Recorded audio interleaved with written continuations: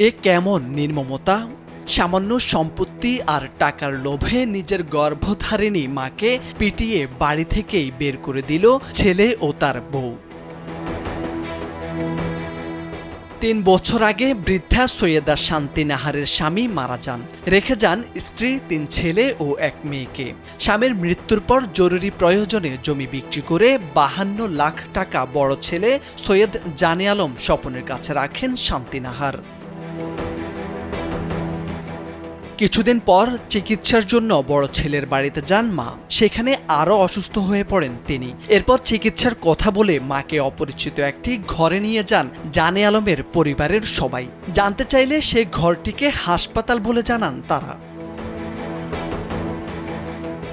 এরপর ভর্তির ফর্ম বলে কিছু কাগজপত্রে মাকে দিয়ে সই করিয়ে নেন জানে আলম।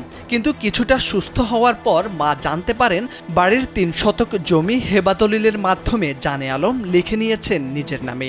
এছাড়াও আরও কিছু সম্পত্তি প্রতারণা করে জাল দলিলের মাধ্যমে লিখে নিয়েছেন তিনি।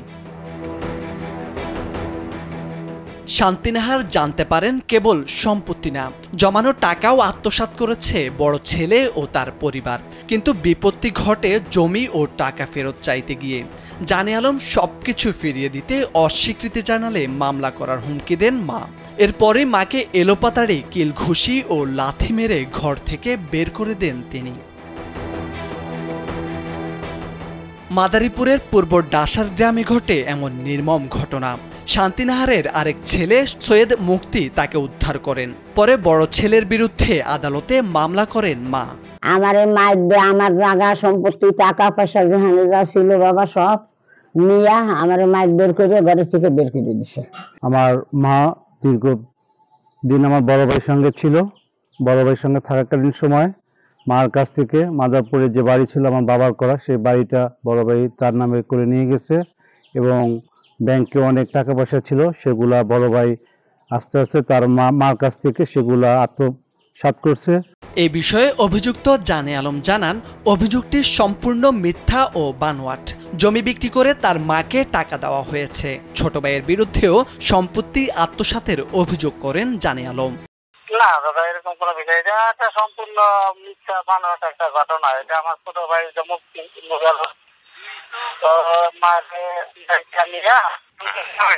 আর বোন নামে জমিগুলা গুলা ওই ওয়ারেন্ট সার্টিফিকেট দিয়ে একতরফা তো ওগুলা নামে এগুলো করাই টরাই দিচ্ছে এবং থেকে গাছপালা ছিল কিছু না অনেক ওগুলি কাটতে ওগুলো আমরা থানায় দিদি করে আসছে। আমি আমার ছোট ভাই আমার বোন ওইগুলোর সাথে সব ইনভলভমেন্ট। ডাসার উপজেলা নির্বাহী কর্মকর্তা কানিজ আফরোজ জানান, ঘটনাটি খুবই দুঃখজনক।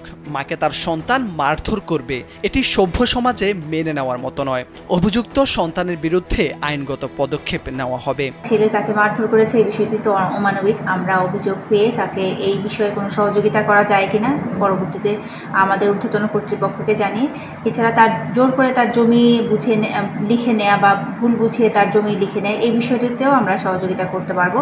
যে গর্ভধারিণী মা তার সন্তানকে লালন পালন করেছেন, সেই মাকে যদি এভাবে নির্যাতিত হতে হয় তাহলে সমাজে এর নেতিবাচক প্রভাব পড়বে বলে মনে করেন সচেতন মহল।